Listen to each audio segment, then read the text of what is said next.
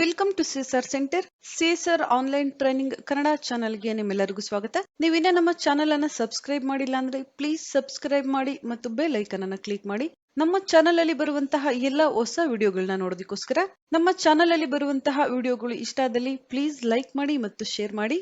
ಇವತ್ತು ನಾವು ನೋಡೋಣ ಅಟೆಂಡೆನ್ಸ್ ಶೀಟ್ ಅಲ್ಲಿ ಅಬ್ಸೆಂಟ್ ಮತ್ತು ಪ್ರೆಸೆಂಟ್ ಅನ್ನ ಯಾವ ರೀತಿಯಾಗಿ ನಾವು ಹಾಕಬೇಕು, ಅಥವಾ ಪೇ ಲೀವ್ಸ್ ಇರಬಹುದು ಅಥವಾ ಸಿಕ್ ಲೀವ್ಸ್ ಇರಬಹುದು, ಅವುಗಳ ಎಂಟ್ರಿಯನ್ನ ನಾವು ಯಾವ ರೀತಿಯಾಗಿ ಮಾಡಬೇಕು. ನಂತರ ಪ್ರೆಸೆಂಟ್, ಅಬ್ಸೆಂಟ್, ಟೋಟಲ್ ಡೇಸ್ ಅನ್ನ ನಾವು ಯಾವ ರೀತಿಯಾಗಿ ಕ್ಯಾಲ್ಕುಲೇಟ್ ಮಾಡಬೇಕು ಅನ್ನೋದನ್ನ ಲಾಸ್ಟ್ ಕ್ಲಾಸ್ ಅಲ್ಲಿ ನಾವು ನೋಡಿದ್ವಿ.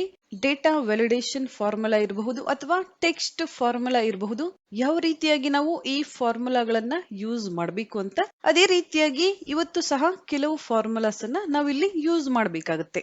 ಮೊದಲು ನಾವಿಲ್ಲಿ ಅಬ್ಸೆಂಟ್ ಅಥವಾ ಪ್ರೆಸೆಂಟ್ ಅಥವಾ ಪೇ ಲೀವ್ಸ್ ಅಥವಾ ಸಿಕ್ ಲೀವ್ಸ್ ಅನ್ನ ನಾವಿಲ್ಲಿ ಎಂಟ್ರಿ ಮಾಡಬೇಕಾಗುತ್ತೆ.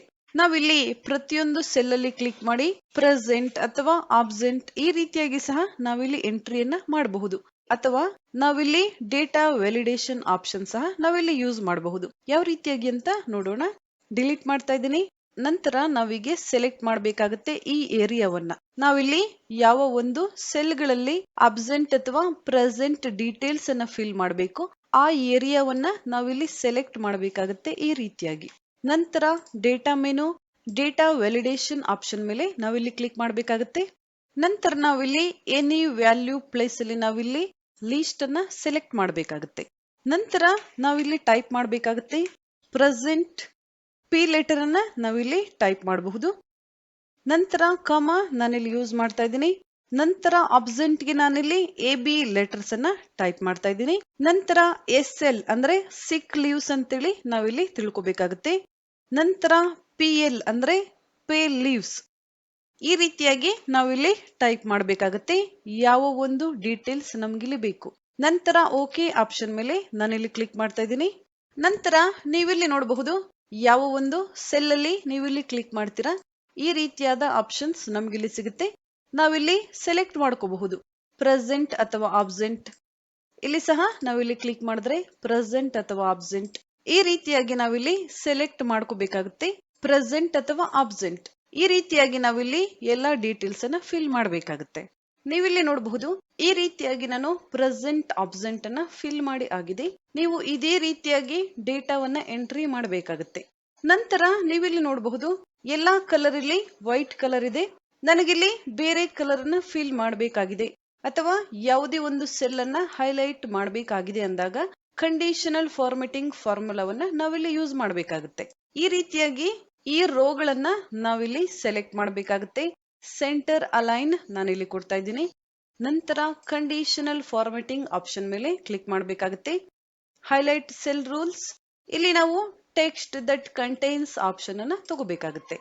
ನಂತರ ಇಲ್ಲಿ ಯಾವ ಟೆಕ್ಸ್ಟ್ ಗೆ ನೀವಿಲ್ಲಿ ಯಾವ ಕಲರ್ ಅನ್ನ ಕೊಡಬೇಕು ನೀವಿಲ್ಲಿ ಸೆಲೆಕ್ಟ್ ಮಾಡ್ಕೋಬೇಕಾಗುತ್ತೆ. ಪ್ರೆಸೆಂಟ್ ಇರುವಂತಹ ಸೆಲ್ ಗಳಿಗೆ ನಾನಿಲ್ಲಿ ಗ್ರೀನ್ ಕಲರ್ ಅನ್ನ ಕೊಡ್ತಾ ಇದ್ದೀನಿ. ನೀವು ಯಾವ ಕಲರ್ ಬೇಕು ಸೆಲೆಕ್ಟ್ ಮಾಡ್ಕೋಬೇಕು. ನಂತರ ಓಕೆ. ನೀವಿಲ್ಲಿ ನೋಡಬಹುದು ಕಲರ್ ಯಾವ ರೀತಿಯಾಗಿ ಬಂದಿದೆ ಅಂತ.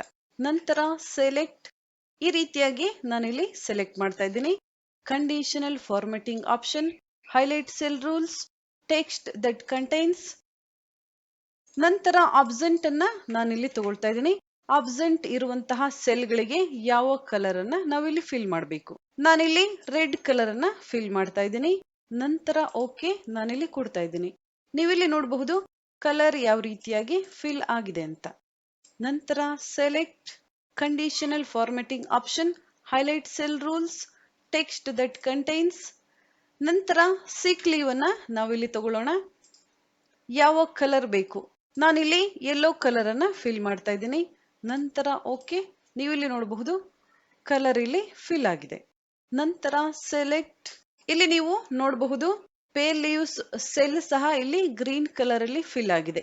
ಯಾಕಂದ್ರೆ ಪಿ ಲೆಟರ್ ಅಲ್ಲಿ ಬಂದಿದೆ. ನಾನೀಗ ಚೇಂಜ್ ಮಾಡ್ತಾ ಇದ್ದೀನಿ.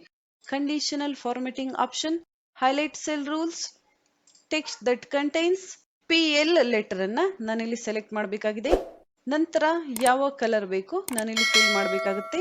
ಕಸ್ಟಮ್ ಫಾರ್ಮೆಟ್ ಆಪ್ಷನ್ ಮೇಲೆ ನಾನಿಲ್ಲಿ ಕ್ಲಿಕ್ ಮಾಡ್ತಾ ಇದ್ದೀನಿ. ನಂತರ ಫಿಲ್ ಕಲರ್, ನಾನಿಲ್ಲಿ ಬ್ಲೂ ಕಲರ್ ಅನ್ನ ಫಿಲ್ ಮಾಡ್ತಾ ಇದ್ದೀನಿ. ನಂತರ ಓಕೆ ನಾವಿಲ್ಲಿ ಕೊಡಬೇಕಾಗುತ್ತೆ. ನೀವಿಲ್ಲಿ ನೋಡಬಹುದು ಪ್ರೆಸೆಂಟ್ ಇರುವಂತಹ ಸೆಲ್ಗಳು ಇಲ್ಲಿ ಗ್ರೀನ್ ಕಲರ್ ಅಲ್ಲಿ ಫಿಲ್ ಆಗಿದೆ. ಅಬ್ಸೆಂಟ್ ಇರುವಂತಹ ಸೆಲ್, ನಂತರ ಪ್ರೆಸೆಂಟ್, ಪೇಲಿವ್ಸ್, ಸಿಕ್ ಲೀವ್ಸ್ ನೀವು ಇಲ್ಲಿ ನೋಡಬಹುದು. ಈ ರೀತಿಯಾಗಿ ನಾವು ಅಟೆಂಡೆನ್ಸ್ ಶೀಟ್ ಅನ್ನ ರೆಡಿ ಮಾಡಬೇಕಾಗುತ್ತೆ. ನಂತರ ನಾವಿಲ್ಲಿ ಲಾಸ್ಟ್ ಅಲ್ಲಿ ಕೌಂಟ್ ಮಾಡಬೇಕಾಗುತ್ತೆ. Present days, absent days, sick leaves days, ನಂತರ ಪೇ ಲೀವ್ಸ್ ಡೇಸ್, ನಂತರ ಟೋಟಲ್ ಡೇಸ್ ಆಫ್ ಪೇಮೆಂಟ್, ಅಂದ್ರೆ ನಾವು ಎಷ್ಟು ದಿನಕ್ಕೆ ಇಲ್ಲಿ ಪೇಮೆಂಟ್ ಅನ್ನ ಕೊಡ್ತಾ ಇದೀವಿ. ವರ್ಕಿಂಗ್ ಡೇಸ್ ನಾವಿಲ್ಲಿ ಕ್ಯಾಲ್ಕುಲೇಟ್ ಮಾಡಬೇಕಾಗುತ್ತೆ. ಈ ರೀತಿಯಾಗಿ ನಾನಿಲ್ಲಿ present days, absent days, sick leaves days, pay leaves days, ನಂತರ ಪೇಮೆಂಟ್ ಡೇಸ್, ಈ ರೀತಿಯಾಗಿ ನಾನಿಲ್ಲಿ ಹೆಡಿಂಗ್ ಅನ್ನ ಟೈಪ್ ಮಾಡಿದ್ದೀನಿ. ನಂತರ ನಾವೀಗ ಫಾರ್ಮುಲಾ ಯೂಸ್ ಮಾಡಬೇಕಾಗಿದೆ. ಈ ಸೆಲ್ ಅಲ್ಲಿ ನಾನಿಲ್ಲಿ ಕ್ಲಿಕ್ ಮಾಡ್ತಾ ಇದ್ದೀನಿ. ನಾವಿಲ್ಲಿ ಕೌಂಟ್ ಇಫ್ ಫಾರ್ಮುಲಾವನ್ನ ಯೂಸ್ ಮಾಡಬೇಕಾಗುತ್ತೆ. ಕೌಂಟ್ ಇಫ್ ಫಾರ್ಮುಲಾ, ನಂತರ ಓಪನ್ ಬ್ರಾಕೆಟ್, ನಂತರ ಈ ಸೆಲ್ ಇಂದ ನಾವು ಸೆಲೆಕ್ಟ್ ಮಾಡಬೇಕಾಗುತ್ತೆ. ಈ ರೀತಿಯಾಗಿ ಲಾಸ್ಟ್ ವರೆಗೆ, ಈ ಸೆಲ್ ವರೆಗೆ ನಾವಿಲ್ಲಿ ಸೆಲೆಕ್ಟ್ ಮಾಡಬೇಕಾಗುತ್ತೆ. ನಂತರ ಕಾಮ ನಾನಿಲ್ಲಿ ಯೂಸ್ ಮಾಡ್ತಾ ಇದ್ದೀನಿ. ನಂತರ ಓಪನ್ ಇನ್ವರ್ಟೆಡ್ ಕಾಮ ನಾವಿಲ್ಲಿ ಕೊಡಬೇಕಾಗುತ್ತೆ. ನಂತರ ಯಾವ ಡೇ ಅನ್ನ ನಾವಿಲ್ಲಿ ಕೌಂಟ್ ಮಾಡಬೇಕಾಗಿದೆ. ನಾನಿಲ್ಲಿ ಪಿ ಲೆಟರ್ ಅನ್ನ ಟೈಪ್ ಮಾಡ್ತಾ ಇದ್ದೀನಿ. ನಂತರ ಕ್ಲೋಸ್ ಇನ್ವರ್ಟೆಡ್ ಕಾಮ, ನಂತರ ಕ್ಲೋಸ್ ಬ್ರಾಕೆಟ್. ಇಲ್ಲಿ ಪ್ರೆಸೆಂಟ್ ಡೇಸ್ ಅನ್ನ ಕೌಂಟ್ ಮಾಡಬೇಕಾಗಿದೆ ಈ ಸೆಲ್ ಅಲ್ಲಿ. ನಂತರ ಎಂಟರ್ ನಾನಿಲ್ಲಿ ಕೊಡ್ತಾ ಇದ್ದೀನಿ. ನೀವಿಲ್ಲಿ ನೋಡಬಹುದು ಪ್ರೆಸೆಂಟ್ ಡೇಸ್ 21 ನಮಗಿಲ್ಲಿ ತೋರಿಸ್ತಾ ಇದೆ. ಅನಿಲ್ ಕುಮಾರ್ 30 ಡೇಸ್ ಅಲ್ಲಿ ಎಷ್ಟು ದಿನ ವರ್ಕ್ ಮಾಡಿದ್ದಾರೆ, ಅವರ ಪ್ರೆಸೆಂಟ್ ಡೇಸ್ ಇಲ್ಲಿ 21 ಡೇಸ್ ತೋರಿಸ್ತಾ ಇದೆ. ನಂತರ ಈ ರೀತಿಯಾಗಿ ನಾವಿಲ್ಲಿ ಡ್ರ್ಯಾಗ್ ಮಾಡೋಣ. ಆನ್ಸರ್ ಇಲ್ಲಿ ಬರ್ತಾ ಇದೆ. ನಂತರ ಅಬ್ಸೆಂಟ್ ಡೇಸ್ ಅನ್ನ ನಾವಿಲ್ಲಿ ಕ್ಯಾಲ್ಕುಲೇಟ್ ಮಾಡಬೇಕಾಗಿದೆ. ನಾವಿಲ್ಲಿ ಸೇಮ್ ಫಾರ್ಮುಲಾ ಅಂದ್ರೆ ಕೌಂಟ್ ಇಫ್ ಫಾರ್ಮುಲಾವನ್ನ ಯೂಸ್ ಮಾಡಬೇಕಾಗಿದೆ. ಕೌಂಟ್ ಇಫ್ ಫಾರ್ಮುಲಾ ನಾನಿಲ್ಲಿ ಯೂಸ್ ಮಾಡ್ತಾ ಇದ್ದೀನಿ. ಓಪನ್ ಬ್ರಾಕೆಟ್, ಈ ಡೀಟೇಲ್ಸ್ ಅನ್ನ ನಾವಿಲ್ಲಿ ಸೆಲೆಕ್ಟ್ ಮಾಡಬೇಕಾಗುತ್ತೆ. ಫಸ್ಟ್ ಡೇಟ್ ಇಂದ 31st ಡೇಟ್ ವರೆಗೆ. ನಂತರ ಕಾಮ ನಾನಿಲ್ಲಿ ಕೊಡ್ತಾ ಇದ್ದೀನಿ. ನಂತರ ಓಪನ್ ಇನ್ವರ್ಟೆಡ್ ಕಾಮ, ಅಬ್ಸೆಂಟ್ ಅನ್ನ ನಾನಿಲ್ಲಿ ಟೈಪ್ ಮಾಡ್ತಾ ಇದ್ದೀನಿ. ಅಬ್ಸೆಂಟ್ ಇರುವಂತಹ ಡೇಸ್ ಅನ್ನ ನಾವಿಲ್ಲಿ ಕೌಂಟ್ ಮಾಡಬೇಕಾಗಿದೆ. ನಂತರ close inverted comma, close bracket, enter. Details ಇಲ್ಲಿ ಬರ್ತಾ ಇದೆ, ನೀವು ನೋಡಬಹುದು. ನಂತರ ಈ ರೀತಿಯಾಗಿ ಡ್ರ್ಯಾಗ್. ನೆಕ್ಸ್ಟ್ ನಾವಿಲ್ಲಿ ಸಿಕ್ ಲೀವ್ಸ್ ಡೇ ಅನ್ನ ಕೌಂಟ್ ಮಾಡಬೇಕಾಗಿದೆ. ಸೇಮ್ ಫಾರ್ಮುಲಾ ಕೌಂಟ್ ಇಫ್ ಫಾರ್ಮುಲಾವನ್ನ ಯೂಸ್ ಮಾಡಬೇಕಾಗಿದೆ. Equal symbol, count if, open bracket, select details, ನಂತರ comma, open inverted comma, sick leaves, close inverted comma, close bracket, enter. ನಂತರ select, drag. Pay leaves day ಅನ್ನ count ಮಾಡಬೇಕಾಗಿದೆ. Same formula, equal symbol, count if formula, open bracket, select details, comma, open inverted comma, pay leaves, close inverted comma, close bracket, enter. ನಂತರ select, drag. ಈ ರೀತಿಯಾಗಿ days ಅನ್ನ ನಾವಿಲ್ಲಿ count ಮಾಡೋದಕ್ಕೆ count if ಫಾರ್ಮುಲಾವನ್ನ use ಮಾಡಬಹುದು. Payment days ಅನ್ನ ನಾವಿಲ್ಲಿ ಎಂಟ್ರಿ ಮಾಡಬೇಕು, ಅಂದ್ರೆ ಎಷ್ಟು ದಿನಕ್ಕೆ ನಾವಿಲ್ಲಿ ಪೇಮೆಂಟ್ ಅನ್ನ ಕೊಡ್ತಾ ಇದೀವಿ.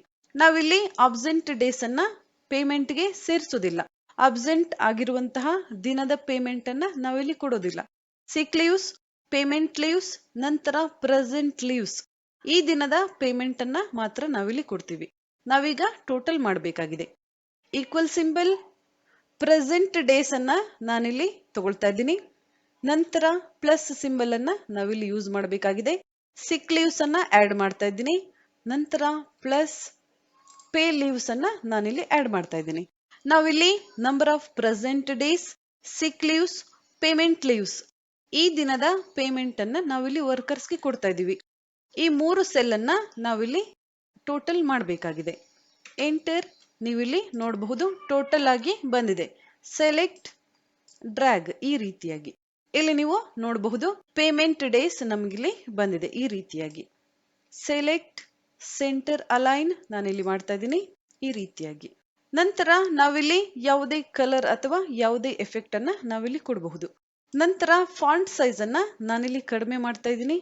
ನೀವಿಲ್ಲಿ ನೋಡಬಹುದು ಫಾಂಟ್ ಸೈಜ್ ಅನ್ನ ನಾನಿಲ್ಲಿ ಕಡಿಮೆ ಮಾಡಿದ್ದೀನಿ. ಸೆಲೆಕ್ಟ್ ಮಾಡ್ತಾ ಇದ್ದೀನಿ. ನಂತರ ಬಾರ್ಡರ್ ಅಲ್ಲಿ ನಾನು ಆಲ್ ಬಾರ್ಡರ್ ಆಪ್ಷನ್ ಮೇಲೆ ಕ್ಲಿಕ್ ಮಾಡ್ತಾ ಇದ್ದೀನಿ. ನೀವಿಲ್ಲಿ ನೋಡಬಹುದು ಯಾವ ರೀತಿಯಾಗಿ ಅಟೆಂಡೆನ್ಸ್ ಶೀಟ್ ಇಲ್ಲಿ ಬಂದಿದೆ ಅಂತ. ಈ ರೀತಿಯಾಗಿ ನಾವು MS Excel ಅಲ್ಲಿ ತುಂಬಾ ಸುಲಭವಾಗಿ ಫುಲ್ ಆಟೋಮೆಟಿಕ್ ಅಟೆಂಡೆನ್ಸ್ ಶೀಟ್ ಅನ್ನ ರೆಡಿ ಮಾಡಬಹುದು.